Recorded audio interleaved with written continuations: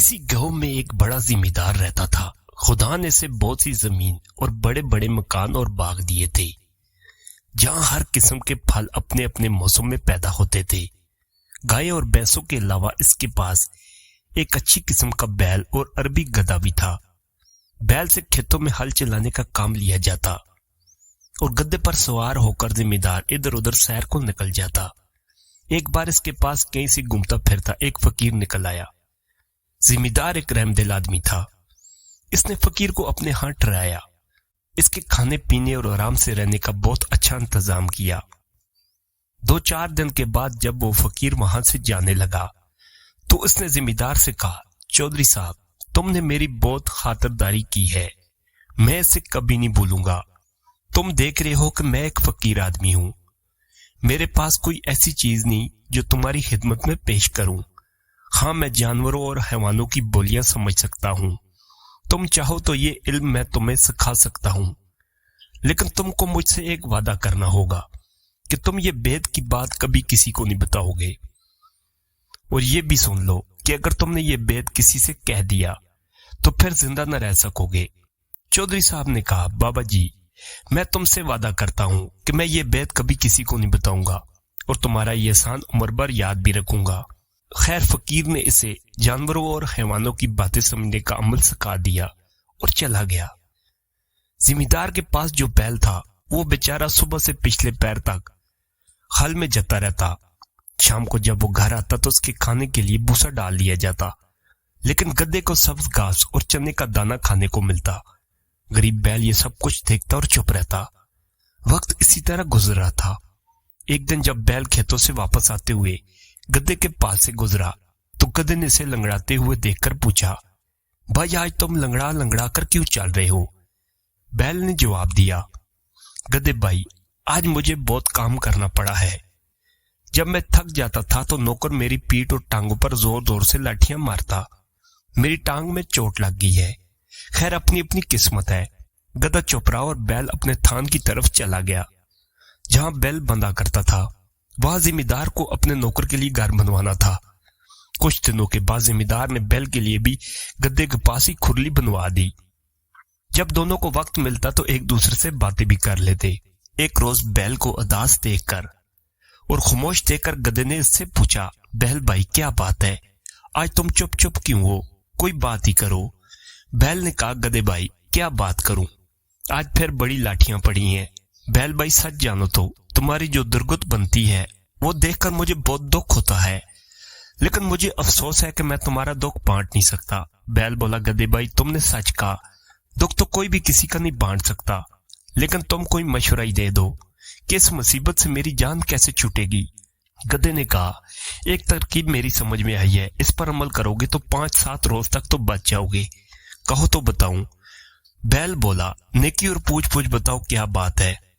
گدھے نے بتایا کہ تم یہ کرو کہ جب ہل والا تمہیں ہل میں جوتنے کے لیے آئے تو تم آنکھیں بند کر کے کھڑے ہو جانا، وہ تمہیں کھینچے تو تم 2 قدم چلنا اور ٹھہر کر گردن ڈال دینا۔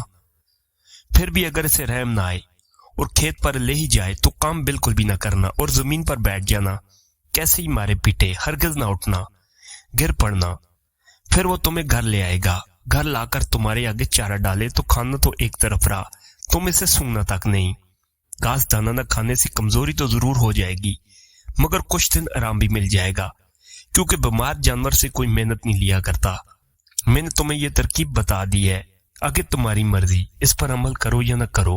اتفاق سے زمیندار جو اس وقت اس کے پاس سے گزرا تو اس نے ان دونوں کی باتیں سن لی اور مسکراتا ہوا ادھر سے گزر گیا۔ چارے بھوسے کا وقت آ گیا۔ نوکر نے گدھے کے سامنے تو چنے کا دانے رکھے اور بیل کے آگے گھاس پھوس اور چارہ رکھ دیا۔ بیل 2 ایک منہ مار کر رہ گیا۔ اگلے دن ہل والا بیل کو لینے آیا تو دیکھا کہ بیل بیمار ہے، رات کو کچھ کھایا بھی نہیں۔ نوکر دوڑتا ہوا مالک کے پاس گیا اور کہنے لگا، نہ جانے رات کو بیل کو کیا ہو گیا، نہ کھاتا ہے نہ پیتا ہے، اور آج مجھے پورے کھیت میں ہل چلانا ہے، کہو تو باغ میں سے دوسرا بیل لے آؤں۔ زمیندار نے بیل اور گدھے کی باتیں تو سنی لی تھی، دل میں بہت ہنسا کہ گدھے نے خوب سبق پڑھایا ہے۔ زمیندار ہل والے سے بولا، اچھا جاتا کہاں ہے؟ دوسرا بیل لانے کی کیا ضرورت ہے، گدھے کو لے جاؤ، ہل میں لگا کر کام نکال لو۔ गधे पर मुसीबत आ गई। पहले तो दिन भर खुरली पर खड़े खड़े घास खाया करता, अब जो सुबह से हल में जता तो शाम तक सांस लेने की मोहलत न मिली। दुम भी मरोड़ी गई, डंडे भी पड़े। सूरज डूबने के बाद जब गधा अपनी खुरली के पास आया तो बैल ने इसका बहुत शुक्रिया अदा किया और कहने लगा, भैया तुम्हारी मेहरबानी से आज मुझको ऐसा सुख मिला कि सारी उम्र कभी नहीं मिला था। खुदा तुमको खुश रखे। गधा कुछ न बोला। वो इस सोच में था कि अगर 2-4 दिन यही हार रहा तो मेरी जान ही चली जाएगी। अच्छी नेकी की है कि अपने आप को मुसीबत में फंसा दिया। दूसरे दिन फिर हल वाला गधे को ले गया और शाम तक इसे हल में लगाए रखा। जब गधा थका हारा वापस आया तो बैल ने फिर इसका शुक्रिया अदा किया और खुशामद की बातें करनी चाहिए। गधा कहने लगा, मियाँ इन बातों को रहने दो। आज मैंने मालिक की जुबान से ऐसी बुरी खबर सुनी है कि मेरे रोंगटे खड़े हो रहे हैं। खुदा तुमको अपनी हिफाजत में रखे। बैल ने कान खड़े करके पूछा, गधे भाई सुनाओ, मेरा दिल डूबे जा रहा है। गधा बोला, क्या सुनाऊं?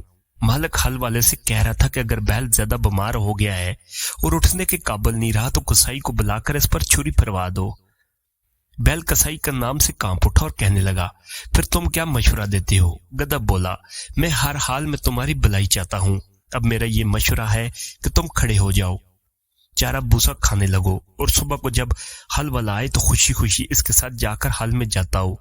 ये बातें भी जिम्मेदार छुपा सुन रहा था और दोनों की बातों पर इसे दिल ही दिल में हंसी आ रही थी। जान जाने के डर से बैल ने फिर गधे के मशवरे पर अमल किया। चारे की सारी खुरली साफ कर दी।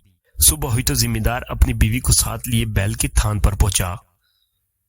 बैल ने जो अपने मालिक को देखा तो उछलना शुरू कर दिया। इतने में हल वाला भी आ गया। इसने बैल को बिल्कुल तंदुरुस्त पाया। खोलकर चला तो वो इस तरह दुम हिलाता और अकड़ता हुआ चला कि मालिक को बेख्तियार हंसी आ गई। बीवी ने पूछा, तुम क्यों हंसे? हंसने की तो कोई बात नहीं, जिम्मेदार ने जवाब दिया, ऐसी ही एक बेत की बात है जो मैंने सुनी और देखी, जिस पर मैं हंस पड़ा। बीवी बोली, मुझे वो बात बताओ। जिम्मेदार ने कहा, वो बताने की बात नहीं है, अगर मैं बता दूंगा तो मर जाऊंगा। बीवी बोली, तुम झूठ बोल रहे हो, तुम मुझ पर हंसे थे। जिम्मेदार ने बहुत समझाया कि नहीं बात, तुझ पर मैं क्यों हंसूंगा? तुझको वहम हो गया है, अगर मरने का डर न होता तो जरूर बता देता। मगर वो कब मरने वाली थी? बोली, चाहो मरो या जियो, मैं पूछ कर ही रहूंगी। जब बीवी किसी तरह नहीं मानी तो जिम्मेदार ने सारे पड़ोसियों को जमा किया और सारा किस्सा सुनाया कि मेरी बीवी एक ऐसी बात के लिए जिद कर रही है जिसे मैं बताने के बाद मर जाऊंगा। लोगों ने इसकी बीवी को बहुत समझाया कि जब वो न मानी तो अपने घर चली गई। जिम्मेदार लाचार होकर वुजू करने चला गया कि बैत खुलने से पहले 2 नफल पड़े। जिम्मेदार के यहाँ एक मुर्गा और 50 मुर्गियां पली हुई थी और एक कुत्ता भी था। जिम्मेदार ने जाते जाते सुना कि कुत्ता मुर्गे पर बहुत गुस्से हो रहा है कि कम बख्त, तू कहां मुर्गियों के साथ साथ भागे चला जाता है? हमारे मालिक की तो जान जाने वाली है। क्यों भाई, इस पर ऐसी क्या आफत आ पड़ी जो अचानक मरने को तैयार हो गया? कुत्ते ने सारी बात मुर्गे को सुना दी। मुर्गे ने जो किस्सा सुना तो बहुत हंसा और कहने लगा, हमारा मालिक भी अजीब और बेवकूफ आदमी है। बीवी से ऐसा भी क्या दबना के मर जाए और इसकी बात न टले। मुझे देखो, मजाल है कि जो कोई मुर्गी मेरे सामने सर उठाए। मालिक ऐसा क्यों नहीं करता कि घर में जो शहतूत का दरख्त है इसकी 2-4 सीधी सीधी टहनियां तोड़े और अपनी बीवी ज़िदन को तहखाने में ले जाकर इसे ऐसा पीटे कि वो तौबा कर ले, फिर कभी ऐसी हरकत न करे। जिम्मेदार ने मुर्ग की ये बात सुनकर शहतूत की टहनियां तोड़ी और इन्हें तहखाने में छुपाया। बीवी बोली, लो अब वुजू भी कर आए हो, अब बताओ। जिम्मेदार ने कहा, जरा तहखाने चली जाओ ताकि मैं बेत भी खोलूं तो कोई दूसरा जाने भी नहीं और मैं वहीं मर भी जाऊं। बीवी ने कहा, अच्छा, और आगे आगे तहखाने में घुस गई। जिम्मेदार ने दरवाजा बंद करके बीवी को इतना मारा कि वो हाथ जोड़कर कहने लगी, मेरी तौबा है, फिर कभी ऐसी जिद नहीं करूंगी। इसके बाद दोनों बाहर निकल आए।